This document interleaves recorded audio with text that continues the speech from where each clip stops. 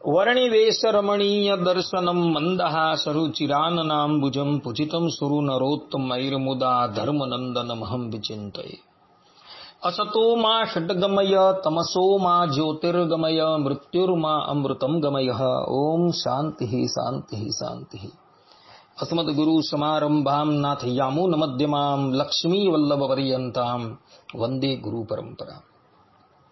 આજની જ્ઞાન સભાની અંદર પધારનારા બધા જ ભગવદ ભક્તોને વેદાંતાચાર્ય પુરાણ ઇતિહાસ આચાર્ય અને ફિલોસોફી શાસ્ત્રી રાકેશભાઈના હિતપૂર્વક જય સ્વામિનારાયણ.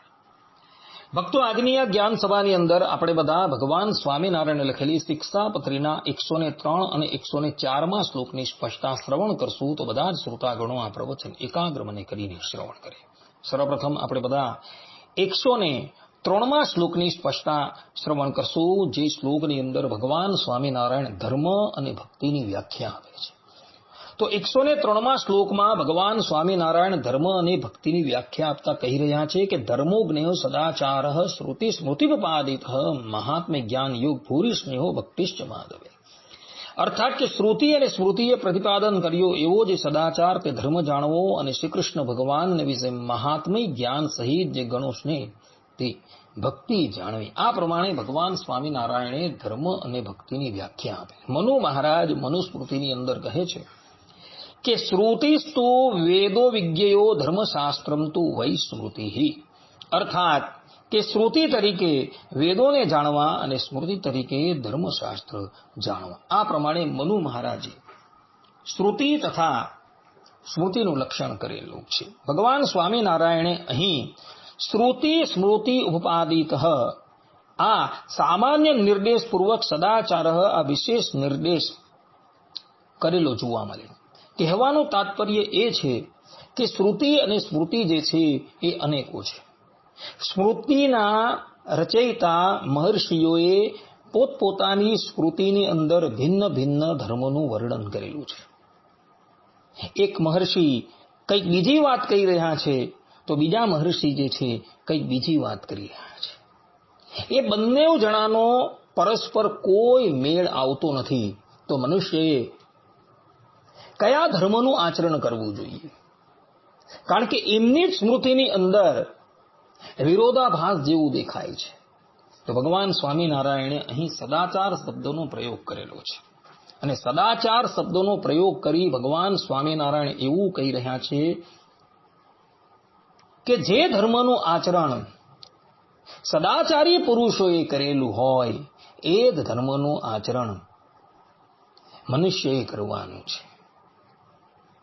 જેમ કે મહાભારતના વન પર્વ 198માં અધ્યાયના 27માં શ્લોકની અંદર કહ્યું છે કે સદભી સદાધ્યાશિતમ તુ પ્રશસ્તમ તસ્માત પ્રશસ્તમ શ્રયતે મતિર્મે. અર્થાત કે શ્રેષ્ઠ પુરુષ સદા જે માર્ગ ઉપર ચાલે તે જ ઉત્તમ માર્ગ છે. એટલી અમારી બુદ્ધિ સદાને માટે આ જ ઉત્તમ પથનો આશ્રય લે છે. આ પ્રમાણે અહીં સ્પષ્ટ રૂપે કહેલું છે કે જે માર્ગની ઉપર સદાચારી પુરુષો ગયા છે તે જ માર્ગનું અનુસરણ મનુષ્યએ કરવાનું છે. મહાભારતના વન પર્વ 313માં અધ્યાયના 117માં શ્લોકની અંદર યુધિષ્ઠિર મહારાજ પણ કહી રહ્યા છે કે તર્કો પ્રતિષ્ઠ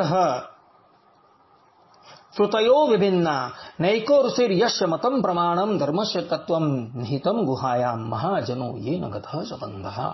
અર્થાત કે તર્કની કોઈ સ્થિતિ નથી. શ્રુતિઓ પણ ભિન્ન ભિન્ન છે અને સ્મૃતિઓ પણ ભિન્ન ભિન્ન છે. એક જ ઋષિ નથી જેનો મત પ્રમાણ માની શકાય. આ ઉપરાંત ધર્મનું તત્વ અત્યંત ગૂઢ છે. અતઃ જે માર્ગ ઉપર સદાચારી મહાપુરુષ જતા રહ્યા છે તે જ માર્ગ છે. આ પ્રમાણે અહીં સ્પષ્ટ રૂપે કહેલું છે કે શ્રુતિઓ છે સ્મૃતિઓ છે એ અનેક પ્રકારની છે. ઋષિ એક નથી પરંતુ અનેક છે અને એઓએ ભિન્ન ભિન્ન ધર્મનું પ્રતિપાદન કરેલું છે. તો મનુષ્યએ કયા ધર્મનું આચરણ કરવું? તો યુધિષ્ઠિર મહારાજ કહે છે મહાજનો યેન ગતઃ સંબંધા. અર્થાત કે જે માર્ગ પર સદાચારી મહાપુરુષ જતા રહ્યા છે એ જ માર્ગની ઉપર ચાલવાનું છે. અર્થાત કે એ લોકોએ જે ધર્મનું આચરણ કરેલું છે એ જ ધર્મનું આચરણ સામાન્ય મનુષ્ય કરવાનું છે. વાસ્તવમાં આ જ યથાર્થ ધર્મ છે. આ પ્રમાણે ભગવાન સ્વામિનારાયણે અહીં ધર્મની વ્યાખ્યા આપેલી છે. હવે આપણે બધા ભક્તિનું સ્વરૂપ નિહાળીએ. તો ભગવાન સ્વામિનારાયણ ભક્તિની વ્યાખ્યા કરતા કહે છે કે મહાત્મ્ય જ્ઞાન યુગ ભૂરી સ્નેહો ભક્તિશ્ચ માધવ. અર્થાત કે શ્રી કૃષ્ણ ભગવાનને વિશે મહાત્મય જ્ઞાન સહિત જે ગણો સ્નેહ તે ભક્તિ જાણવી. આ પ્રમાણે ભગવાન સ્વામિનારાયણે ભક્તિની વ્યાખ્યા કરેલી છે. અહીં મૂળ સંસ્કૃત શ્લોકમાં ભગવાન સ્વામિનારાયણે માધવ શબ્દનો પ્રયોગ કરેલો છે. માધવ શબ્દનો અર્થ શું થાય? તો માધવ શબ્દનો અર્થ કરતા વિષ્ણુ સહસ્ત્રનામ ભાષ્યમાં રામાનુજાચાર્યજીના શિષ્ય પરાશર ભટ્ટાચાર્યજી 2073માં કહે છે કે માયા શ્રીયઃ ધવઃ સ્વામી, અર્થાત કે જે લક્ષ્મીજીના પતિ એવા નારાયણ તે માધવ કહેવાય છે. વિષ્ણુ સહસ્ત્રનામ ભાષ્યમાં આચાર્ય શંકરાચાર્યજી માધવ શબ્દનો અર્થ કરતા કહે છે કે મધુ વિદ્યાવબોધ્યત્વાત માધવ, અર્થાત કે મધુ વિદ્યા દ્વારા જાણવા યોગ્ય હોવાને કારણે માધવ કહેવામાં આવે છે. એવા માધવ શ્રી કૃષ્ણ ભગવાનમાં જે અધિક સ્નેહ તે ભક્તિ જાણવી, એવું ભગવાન સ્વામિનારાયણ અહીં કહી રહ્યા છે. ભક્તો, અધિક સ્નેહ કામાંદને સ્પર્શા શબ્દાદિકમાં પણ હોય છે, પણ તે ભક્તિ ન કહેવાય. પરંતુ સર્વેશ્વરમાં એટલે કે પરબ્રહ્મ પરમાત્મા ભગવાન શ્રી કૃષ્ણમાં તેમના ઐશ્વર્યના જ્ઞાનપૂર્વક જે પરાનુરાગ તે જ વાસ્તવની અંદર ભક્તિ કહી છે. અને તેવા અભિપ્રાયથી જ ભગવાન સ્વામિનારાયણે અહીં મૂળ શ્લોકમાં મહાત્મય જ્ઞાન યુગ આ પ્રમાણે કહેલું છે. આ પ્રમાણે કહેવાથી શાંડિલ્ય સૂત્ર 1.1.2માં શાંડિલ્ય ઋષિએ પરાનુરક્તિ ઈશ્વરે આ પ્રમાણે ભક્તિની વ્યાખ્યા કરેલી છે, તથા વેદાંત દેશિક આચાર્યએ મહનીય વિષયે પ્રીતિ ઇતિ ભક્તિ આ પ્રમાણે જે ભક્તિની વ્યાખ્યા કરેલી છે તે ભક્તિની વ્યાખ્યાનું પણ વ્યાખ્યાન અહીં થઈ જાય છે. વળી કોઈ જિજ્ઞાસુને એવી જિજ્ઞાસા થાય કે ભાઈ અહીં તમે ભક્તિની વ્યાખ્યા કહી, પરંતુ ભક્તિ શબ્દનો અર્થ શું થાય? તો ભક્તિ શબ્દનો અર્થ કરતા આચાર્ય વલ્લભાચાર્યજી શ્રીમદ ભાગવતની સુબોધની ટીકાની અંદર કહે છે કે ભજ ધાતુને તીન પ્રત્યય લાગવાથી ભક્તિ શબ્દ નિષ્પન્ન થયો છે. ભજ ધાતુનો અર્થ થાય છે સેવા અને તીન પ્રત્યયનો અર્થ થાય છે પ્રેમ. પ્રેમપૂર્વક ભગવાનની સેવા કરવી તેને ભક્તિ કહેવાય છે. આ પ્રમાણે ભક્તિ શબ્દની વ્યાખ્યા શ્રી વલ્લભાચાર્યજીએ કરેલી જોવા. ભગવાન સ્વામિનારાયણે અહીં મહાત્મય જ્ઞાનયુગ ભૂરી સ્નેહો ભક્તિશ્ચ માધવે, અર્થાત કે મહાત્મય જ્ઞાન સહિત જે ગણો સ્નેહ તે ભક્તિ જાણવી, આ પ્રમાણે ભક્તિની વ્યાખ્યા કરેલી છે. અને પ્રારંભમાં જ મહાત્મય શબ્દનો પ્રયોગ કરેલો છે. ભગવાન સ્વામિનારાયણે મહાત્મય શબ્દનો પ્રયોગ એટલે માટે કરેલો છે કે કેવલ જો ભક્તિ કરવામાં આવે અને ભગવાનને વિશે જો મહાત્મય ન હોય તો એ જીવાત્માની ભક્તિ ક્યારેય પણ ફલીભૂત થતી નથી. પરંતુ જો મહાત્મય જાણીને ભગવાનની ભક્તિ કરવામાં આવે તો જીવાત્મા એ ભક્તિથી સંસાર સાગરને તરી જાય છે. જેમ કે આચાર્ય વલ્લભાચાર્યજી પોતાના ગ્રંથોની અંદર કહી રહ્યા છે કે મહાત્મય જ્ઞાન પૂર્વસ્તુ સુદ્રઢ સર્વતોધિક સ્નેહો ભક્તિરીતિ પ્રોક્ત તયા મુક્તિર્ન ચાન્યથા. અર્થાત કે મહાત્મય જ્ઞાન પૂર્વક સુદ્રઢ સર્વથી અધિક સ્નેહ તેને જ ભક્તિ કહેવાય છે. તેના વગર મુક્તિ ક્યારેય પ્રાપ્ત થતી નથી. મહાત્મય જ્ઞાન ન હોય અને એકલી ભક્તિ હોય તો એનાથી જીવાત્માને પરમાત્માની પ્રાપ્તિ થઈ શકતી નથી. અને એટલે જ માટે શ્રીમદ ભગવદ્ ગીતાના 10મા અધ્યાયના 7 અને 8મા શ્લોકની અંદર ભગવાન શ્રી કૃષ્ણ પોતાના સ્વમુખે મહાત્મય જાણીને ભક્તિ કરવાની આજ્ઞા આપે છે. ભગવાન શ્રી કૃષ્ણ કહે છે કે એતામ વિભૂતિ યોગમ ચ મમ યો વેત્તિ તત્વતઃ સોવીર કંપ્યન યોગેન યુજ્યતે નાત્ર સંશયઃ અહમ સર્વસ્ય પ્રભવો મત્ત સર્વં પ્રવર્તતે ઇતિ મત્વા ભજન્તે મામ બુધા ભાવ સમન્વિતાઃ. અર્થાત કે મારી આ વિભૂતિ અને મારું આ સામર્થ્ય તેને જે તત્વથી જાણે છે તો તે પુરુષ અવિચલ ભક્તિ યોગથી જોડાય છે. એમાં કાંઈ સંશય નથી. હું જ સર્વ જગતનો આદિ કારણ છું અને મારાથી જ આ સગળું વિશ્વ પ્રવર્તે છે. આ પ્રમાણે સમજી બુદ્ધિમાન મનુષ્યો મારામાં ભક્તિયુક્ત થઈને મને ભજે. ભગવાન સ્વામિનારાયણ પણ સત્સંગી જીવનના તૃતીય પ્રકરણના 44મા અધ્યાયના 9મા શ્લોકની અંદર કહી રહ્યા છે કે સ્નેહેન સેવનમ યત્તુ મહાત્મ્ય જ્ઞાનપૂર્વકમ તદેવ લક્ષણમ જ્ઞેય ભક્તિ રીહ મહાવ્રત. અર્થાત કે મારા મહાત્મ્ય જ્ઞાનથી સમભિવૃદ્ધિ પામેલા મારે વિશે પરમ અનુરાગથી જે અનન્ય પ્રયોજન વાળું મારું સેવન છે એ જ ભક્તિ કહી. અહીં પણ ભગવાન સ્વામિનારાયણે મહાત્મય જાણીને જ ભક્તિ કરવાની આજ્ઞા આપે. ભગવાન સ્વામિનારાયણે વચનામૃતમાં તો ઠેર ઠેર જગાએ મહાત્મય જ્ઞાન પૂર્વક જ પોતાની ભક્તિ કરવાની આજ્ઞા આપેલી છે.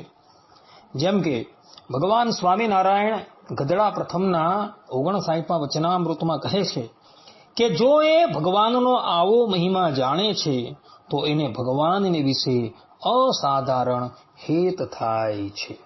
ગધડા પ્રથમના 78મા વચનામૃતમાં પણ ભગવાન કહે છે કે પ્રત્યક્ષ શ્રી કૃષ્ણ પુરુષોત્તમ ભગવાન તેનો મહિમા અતિશયપણે કરીને સમજે તો તેને ભગવાનની શ્રવણ આદિક જે નવદા ભક્તિ તે અચલ રહે છે. આથી ભક્તિની અચલતામાં મહિમા ગાનની આવશ્યકતા ભગવાન પોતાના સ્વમુખે અહીં કહી રહ્યા છે. કાર્યાણીના 9મા વચનામૃતમાં પણ ભગવાન સ્વામિનારાયણ કહે છે કે માટે જે ભગવાનનું મહાત્મય ન જાણતો હોય ને તે સત્સંગી છે તો પણ તેને અડધો વિમુખ જાણવો અને ભગવાનનો જે મહિમા સમજે તેને જ પૂરો સત્સંગી જાણવો. આથી મહિમાની ખાસ આવશ્યકતા ભગવાન અહીં કહી રહ્યા છે.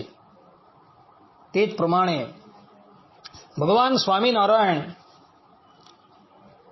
લોયાના 16મા વચનામૃતમાં પણ કહી રહ્યા છે કે મદ ભયાદ વાતી વાતો યમ સૂર્યસ્તપતિ મદ ભયાદ.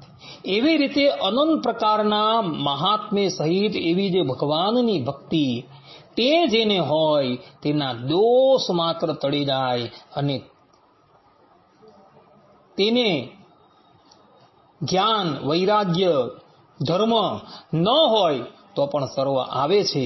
માટે એ સાધન સર્વમાં મોટું છે. જેની પાસે ધર્મ નથી, જ્ઞાન નથી, વૈરાગ્ય નથી, પરંતુ મહાત્મય જ્ઞાન યુક્ત ભક્તિ છે તો પેલા 3 સાધન ન હોય ને તો પણ બાકીના સાધનો જે છે એ મુમુક્ષુની પાસે આવી જાય છે. એટલે જે લોકોએ પોતાની અંદર ધર્મ છે, જ્ઞાન છે, વૈરાગ્ય છે ઇત્યાદિકને કેળવવા હોય તો એણે મહાત્મય જ્ઞાન સહિત ભગવાનની ભક્તિ કરવી એવું ભગવાન સ્વામિનારાયણ લોયાના 16મા વચનામૃતની અંદર કહી રહ્યા છે. તે જ પ્રમાણે ભગવાન સ્વામિનારાયણ સારંગપુરના 15મા વચનામૃતમાં પણ કહે છે કે ગોપીઓને વિશે તો આત્મનિષ્ઠા અને વૈરાગ્ય આદિક અનંત જે કલ્યાણકારી ગુણ તે ભગવાનના મહાત્મ્યને પ્રતાપે કરીને સંપૂર્ણ હતા. માટે આત્મનિષ્ઠા અને વૈરાગ્ય વિનાનો જે પ્રેમી ભક્ત જણાતો હોય તે તો અતિશય ન્યૂન છે. ગોપીઓની અંદર મહાત્મય જ્ઞાનયુક્ત ભક્તિ હતી તો એની અંદર આત્મનિષ્ઠા અને વૈરાગ્ય નામના ગુણ પણ આવી ગયા હતા. માટે મહાત્મય જ્ઞાનયુક્ત જેની અંદર ભક્તિ છે એની અંદર બીજા સાધનો નથી, બીજા ગુણો નથી, તો એ સાધનો ને ગુણો જે છે એ આપોઆપ આવી જાય છે એવું ભગવાન સ્વામિનારાયણ અહીં કહી રહ્યા છે. માટે ભક્તો ભક્તિ જે છે એ હંમેશા મહાત્મય જ્ઞાનયુક્ત જ કરવાની છે, પરંતુ કેવલ કોરી ભક્તિ કરવાની નથી. એ સિદ્ધાંત ભગવાન સ્વામિનારાયણે તથા વલ્લભાચાર્યજીએ અને ભગવાન શ્રી કૃષ્ણએ સ્થાપન કરેલો છે. હવે ભગવાન સ્વામિનારાયણ 104માં શ્લોકમાં વૈરાગ્ય અને જ્ઞાનની વ્યાખ્યા કરી રહ્યા છે.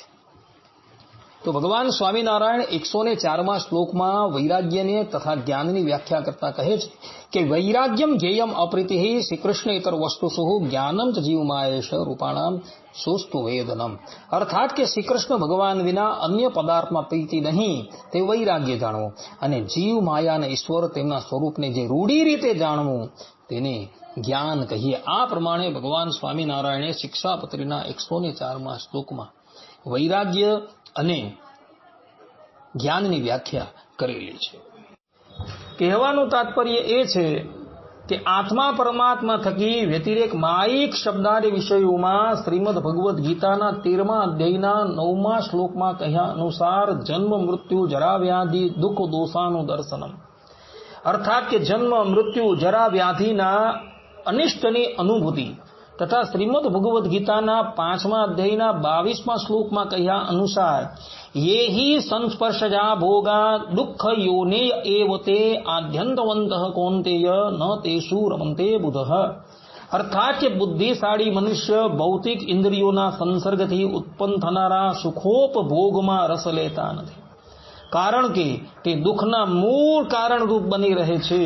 હે કૌંતેય, આવા સુખોનો આદિ તથા અંત હોય છે, તેથી શુદ્ધ મનુષ્ય તેમાં આનંદ લેતા નથી. તથા શ્રીમદ ભગવદ્ ગીતાના 18મા અધ્યાયના 38મા શ્લોકમાં પરિણામે વિષનીવ, અર્થાત કે અંતમાં વિષ જેવું છે ઇત્યાદિક ભગવદ વચન અનુસાર વિષયમાં રહેલા આર્જવ, રક્ષણ, ક્ષય, ભોગ, હિંસા ઇત્યાદિક દુઃખ દોષોના દર્શનથી અત્યંત અરુચિ થાય છે. એવો વિનિશ્ચય થતા તેમાં વિદ્વેષ વર્તે છે, તેમ વિષયો વિશે જે વિદ્વેષ એ જ વૈરાગ્યનું વિસ્પષ્ટ સ્વરૂપ છે. ધર્મમાં નિષ્ઠા હોય પરંતુ વૈરાગ્ય ન હોય તો આત્મામાં નિષ્ઠા અને પરમાત્મામાં ભક્તિ ક્યારેય પણ ઉદય થતી નથી. માટે ભક્તિ નિષ્ઠામાં વૈરાગ્ય એ મુખ્ય અંગ છે. જેમ કે પુરાણોની અંદર કહ્યું છે કે વિષયતો વિરતિશ્ચ હરો રતિઃ, અર્થાત કે વિષયોમાંથી વિરક્તિ અને શ્રી હરિમાં પ્રીતિ. પરમાત્માની યો રક્તો વિરક્તો અપરમાત્મની, અર્થાત કે પરમાત્મામાં જે રતિ અને પરમાત્મા સિવાય અન્ય પદાર્થોમાંથી વિરક્તિ. વિષયાવિષ્ટ ચિત્તાનામ વિષ્ણવા વેશ સુદુષ્કરઃ, અર્થાત કે વિષયથી આવિષ્ટ ચિત્તમાં વિષ્ણુનો આવેશ થવો અતિ દુષ્કર છે. ઇત્યાદિક વચનોથી ભગવાન વિશે પ્રીતિમાં વિષય વિરક્તિની ખાસ હેતુતા જણાવેલી છે.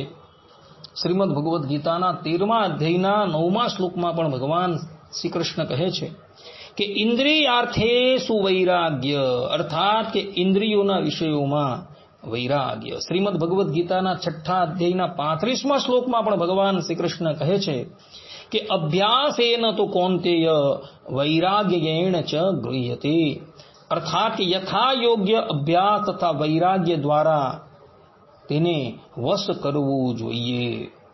શ્રીમદ ભગવદ્ ગીતાના 13મા અધ્યાયના 10મા શ્લોકમાં પણ ભગવાન શ્રી કૃષ્ણ કહે છે અશક્તિર અનભિષ્વંગ પુત્ર દારા ગૃહાદિષુ, અર્થાત કે પુત્ર, પત્ની, ઘર તથા અન્ય વસ્તુઓની મમતામાંથી મુક્તિ. ભગવાન સ્વામિનારાયણ પણ સારંગપુરના 15મા વચનામૃતમાં કહે છે કે વૈરાગ્ય વિનાનો જે પ્રેમી ભક્ત જણાતો હોય તે તો અતિશય ન્યૂન છે. આ પ્રમાણે કહી ભગવાન સ્વામિનારાયણ ભક્તિની સિદ્ધિમાં વૈરાગ્યની અપેક્ષા બતાવે છે. એ જ પ્રમાણે ગધડા મધ્યના 36મા વચનામૃતમાં પણ ભગવાન સ્વામિનારાયણ કહે છે અને જે પુરુષને ભગવાન વિના બીજામાંથી હેત તૂટે છે તેને ભગવાનને વિશે હેત થાય છે. આથી હરિરતિમાં વિષય વિરક્તિની સહેતુતા જણાવેલી છે.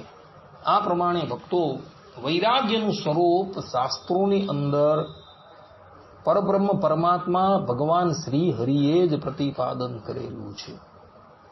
અને જે લોકોએ ભક્તિ યોગની સિદ્ધિ કરવી હોય એણે પોતાના જીવનમાં વૈરાગ્ય કેળવવો જોઈએ, એ સિદ્ધાંત વાત છે. હવે આપણે જ્ઞાનના લક્ષણની વાત કરીએ તો ભગવાન સ્વામિનારાયણ શિક્ષાપત્રીના 104મા શ્લોકના ઉત્તરાર્ધની અંદર જ્ઞાનનું લક્ષણ આપતા કહે છે કે જ્ઞાનમ જ જીવ માયેશ રૂપાણામ સસ્તુ વેદનમ, અર્થાત કે જીવ માયા અને ઈશ્વર તેમના સ્વરૂપને જે રૂઢી રીતે જાણવું તેને જ્ઞાન કહીએ. આ પ્રમાણે ભગવાન સ્વામિનારાયણે જ્ઞાનનું લક્ષણ અર્થાત તેની વ્યાખ્યા કરી લે. અહીં ભગવાન સ્વામિનારાયણ 3 તત્વોનું પ્રતિપાદન કરે છે, જીવ, માયા અને ઈશ્વર. અને આ પ્રમાણે 3 તત્વોનું પ્રતિપાદન કરી ભગવાન સ્વામિનારાયણે શાંકર મતનું તથા વલ્લભ મતનું ખંડન કરેલું છે. શંકરાચાર્યજીની માન્યતા એવી છે કે તત્વ એક જ છે, કારણ કે શ્રુતિ ભગવતી કહે છે કે સદૈવ સૌમ્યદ મગ્રાશિત એકમેવા દ્વિતીયમ બ્રહ્મ, અર્થાત કે હે સૌમ્ય, તે વખતે કેવલ ને કેવલ એક બ્રહ્મ તત્વ જ અદ્વિતીય રૂપે બિરાજમાન હતું. જ્યારે વલ્લભાચાર્યજી એવું કહે છે કે બ્રહ્મ તત્વ કારણ અવસ્થામાં એક જ હતું અને જ્યારે એણે લોકવતું લીલા કૈવલ્યમ, લીલા કરવાની ઈચ્છા કરી ત્યારે એ બ્રહ્મ તત્વ જે સચ્ચિદાનંદ છે એમાંથી એણે આનંદ અંશનો તિરોધાન કરી દીધો અને બ્રહ્મ તત્વ જે છે એ પોતે જીવ રૂપે થઈ ગયું. તે પછી એ સચ્ચિદાનંદમાંથી ચિત્ત તત્વ એટલે ચેતન તત્વ અને આનંદ તત્વને સમાપ્ત કરી એ બ્રહ્મ તત્વ જડ રૂપે થઈ ગયું અને એ જ બ્રહ્મ જગત રૂપે પરિણિત થયું. એટલે એક જ તત્વ છે, બીજું કોઈ તત્વ નથી. જ્યારે શ્વેતાશ્વેતર ઉપનિષદની અંદર શ્રુતિ ભગવદી પોતાના સ્વમુખે 3 તત્વોનું પ્રતિપાદન કરે છે. ભોક્તા ભોગ્યમ પ્રેરિતારમ ચ, ભોક્તા એટલે જીવ, ભોગ્ય એટલે પ્રકૃતિ અને પ્રેરિતારમ ચ એટલે કે ઈશ્વર. આ પ્રમાણે શ્રુતિ ભગવદી 3 તત્વોનું પ્રતિપાદન કરે. એક જગ્યાએ શ્રુતિ ભગવદી એક તત્વનું પ્રતિપાદન કરે છે અને બીજી બાજુ એ જ શ્રુતિ ભગવદી 3 તત્વોનું પ્રતિપાદન કરે છે. તો આ તો પરસ્પર વિરુદ્ધ થઈ ગયું. તો એનું સમાધાન કેવી રીતના કરવું? તો એનું સમાધાન રામાનુજાચાર્યજી શ્રી ભાષ્યમાં તથા વેદાંત સંગ્રહમાં તથા મુક્તાનંદ સ્વામી બ્રહ્મ મીમાંસાની અંદર કરે છે. બ્રહ્મ તત્વ કારણ અવસ્થાની અંદર એકમેવા દ્વિતીયમ તરીકે વિરાજમાન હતું. એનો અર્થ એવો નથી કે બીજા 2 તત્વ માયા તત્વ અને જીવ તત્વ ન હતા. જીવ તત્વ પણ હતું અને માયા તત્વ પણ હતું, પરંતુ એ બ્રહ્મને સમાન ધર્મી ન હતું. તે વખતે બ્રહ્મ તત્વ જે છે એ એક જ અદ્વિતીય બિરાજમાન હતું. એમની સમાનતા કરી શકે એવું પણ કોઈ ન હતું અને એમનાથી અધિક પણ કોઈ ન હતું. જે પ્રમાણે લૌકિકમાં કોઈ ગામમાં દેવદત્ત નામનો કોઈક અતિશય ધનાઢ્ય વ્યક્તિ રહેતો હોય અને કોઈક એવું કહે કે આ ગામમાં દેવદત્ત એક જ બિરાજમાન છે. એનો અર્થ એવો નથી કે બીજા લોકો એ ગામની અંદર નથી રહેતા, રહે છે, પરંતુ દેવદત્ત જેવું ઐશ્વર્ય કોઈની પાસે નથી અને એટલે માટે દેવદત્ત સમાન આ ગામની અંદર કોઈ નથી એવું કોઈ કહે. તે જ પ્રમાણે શ્રુતિ ભગવતી કહે છે કે એક મેવા દ્વિતીયમ બ્રહ્મ. આ પ્રમાણે શ્રુતિ કહી એવું કહેવા માંગે છે કે બ્રહ્મની સમાનતા કરી શકે એવું કોઈ તત્વ તે વખતે ઉપસ્થિત હતું નહીં. કેવલ બ્રહ્મ તત્વ જે છે એ જ વિશિષ્ટ તત્વ તરીકે વિરાજમાન હતું. જે પ્રમાણે આકાશની અંદર નક્ષત્રો રહેલા છે, તારા રહેલા છે, પરંતુ જ્યારે સૂર્ય ઉદય થાય ત્યારે નક્ષત્ર અને તારા બધું જ સૂર્યપ્રકાશની અંદર લીન થઈ જાય. એનો અર્થ એવો નથી કે નક્ષત્ર અને તારા નથી, પરંતુ સૂર્યના પ્રકાશની અંદર એ બધા ત્યાં લીન થઈ જાય. તે જ પ્રમાણે બ્રહ્મ તત્વની અદ્વિતીયતામાં જીવ તત્વ અને માયા તત્વ એ લીન થઈ ગયું હતું, અને તે વખતે બ્રહ્મ તત્વ કેવલ ને કેવલ એક સ્વરાટ રૂપે વિરાજમાન હતું. અને એટલે માટે શ્રુતિ ભગવતી કહે છે કે સદૈવ સૌમ્યદમગ્રાસિત એકમેવ અદ્વિતીયમ બ્રહ્મ. પણ એનો અર્થ એવો નથી કે જીવ તત્વ અને ઈશ્વર તત્વ નથી. જીવ તત્વ પણ છે અને ઈશ્વર તત્વ પણ છે, કારણ કે શ્રુતિ ભગવતી પોતાના સ્વમુખે કહે છે કે ભોક્તા ભોગ્યમ પ્રેરિતારમ છે. આ પ્રમાણે ત્રણ તત્વ શ્રુતિ ભગવતી કહે છે. એટલે આનું સમાધાન રામાનુજાચાર્યજીએ શ્રી ભાષ્યની અંદર તથા વેદાંત સંગ્રહની અંદર આ પ્રમાણે કરેલું છે. અને આ જ પ્રમાણે સમાધાન જે છે એ યોગ્ય છે. જો આ પ્રમાણે સમાધાન કરવામાં ન આવે તો શ્રુતિઓનો પરસ્પર વિરોધ આવીને ઉપસ્થિત થઈ જાય. એટલે રામાનુજાચાર્યજીએ તથા મુક્તાનંદ સ્વામીએ પોતાના ભાષ્યની અંદર ત્યાં શ્રુતિઓનું સમાધાન કરેલું છે એ યથાર્થ જ છે. તો આવા જીવ, માયા અને ઈશ્વર આ ત્રણ તત્વને રૂઢી રીતે જાણવાની આજ્ઞા ભગવાન સ્વામિનારાયણે અહીં કરેલી છે.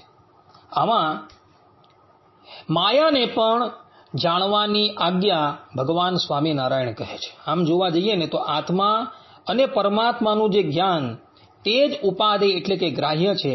માયાનું જ્ઞાન ઉપાદેય નહીં હોવાથી ત્યાજ્ય છે. છતાં પણ માયાને જાણવી જરૂરી છે. કેવી રીતના? તો જે પ્રમાણે વિષ હોય એ વિષ અનર્થકારી છે, તો વિષ અનર્થકારી હોવાથી આ વિષ અનર્થકારી છે એમ જાણવું પણ જરૂરી છે. તે જ પ્રમાણે માયા પણ જીવોને અહમ મમતા દ્વારા બંધાદી અનર્થકારી છે એ પ્રમાણે જાણવી જરૂરી છે, તો જ એ માયાથી છુટકારો પ્રાપ્ત થાય.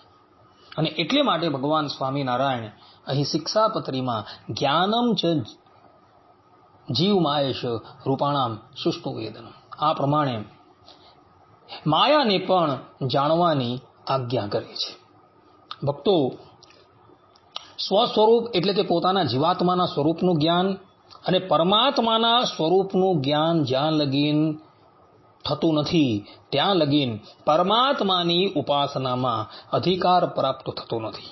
આ વાત ભગવાન સ્વામિનારાયણે સત્સંગી જીવન પ્રકરણ 1:34 અધ્યાયના બીજા શ્લોકમાં ભક્તિ માતાને કહેલી. ભગવાન સ્વામિનારાયણ ત્યાં કહે છે કે તચ્ચ જ્ઞાનમ દ્વિધા પ્રોક્તા તત્રૈકમ જ્ઞાનમ આત્મનઃ પરમાત્મા સ્વરૂપસ્ય જ્ઞાનમ ચૈત્ય પરમમતમ. અર્થાત કે જ્ઞાન બે પ્રકારનું શાસ્ત્રોમાં કહ્યું છે. તેમાં એક આત્મ સ્વરૂપનું જ્ઞાન અને બીજું પરમાત્મા સ્વરૂપનું જ્ઞાન. એ રીતે બે પ્રકારનું છે. અને આ બે પ્રકારનું જ્ઞાન જે પણ કોઈક મનુષ્ય જાણે તેને જ ઉપાસના કરવાનો અધિકાર છે. અને જ્યાં લગીન ભગવાનના સ્વરૂપનું વિશેષ જ્ઞાન નહીં હોય તો મહાત્મય જ્ઞાન પૂર્વકની ભક્તિનો ઉદય પણ થાય નહીં. એટલા માટે જીવ, માયા અને ઈશ્વરના તત્વને યથાર્થપણે જાણવાની આજ્ઞા ભગવાન સ્વામિનારાયણે કરેલી છે. ભગવાન શ્રી કૃષ્ણ પણ શ્રીમદ ભગવદ્ ગીતાના 13મા અધ્યાયના બીજા શ્લોકની અંદર કહે છે કે ક્ષેત્ર ક્ષેત્રજ્ઞયોર જ્ઞાનમ તત્તત જ્ઞાનમ મતમ મમ. અર્થાત કે ક્ષેત્ર એટલે કે શરીર અને ક્ષેત્રજ્ઞ એટલે કે જીવ, તે બંનેના સ્વરૂપને જે યથાર્થ જ્ઞાન તેને મેં જ્ઞાન માન્યું છે.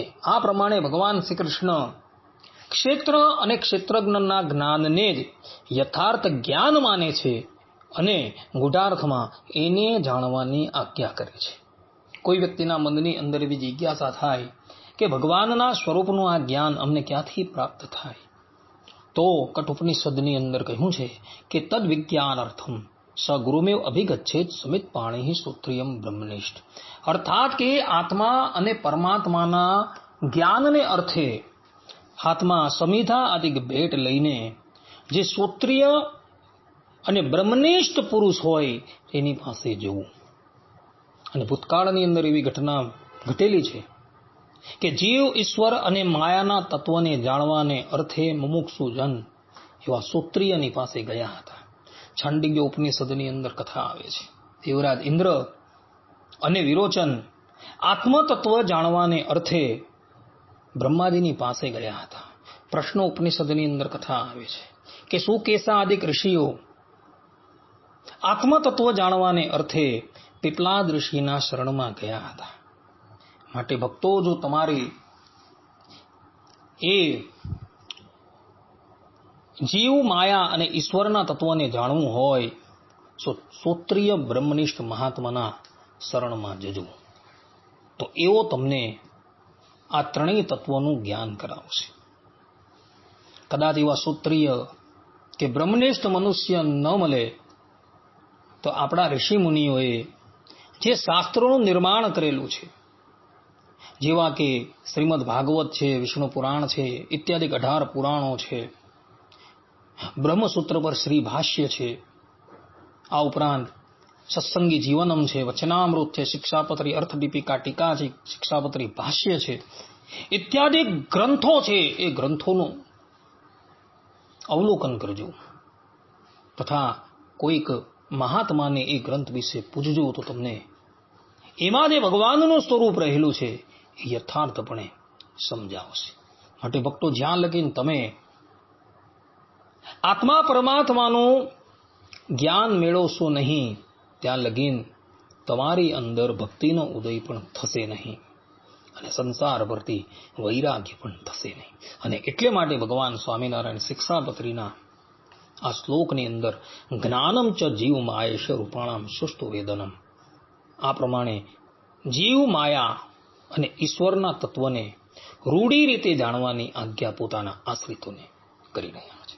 આ પ્રમાણે ભક્તો, અહીં શિક્ષાપત્રીના 104મા શ્લોકની વ્યાખ્યા પૂર્ણ થાય છે અને સાથે સાથે આપણે આપણા પ્રવચનને પણ અહીં સમાપ્ત કરીએ છીએ. સર્વે સંતો નિરામયઃ, સર્વે સુખીનો ભવંતુ, સર્વે ભદ્રાણિ પશ્યન્તુ, મા કશ્ચિદ દુઃખ ભાગ ભવેત. અસ્તુ. જય સ્વામિનારાયણ.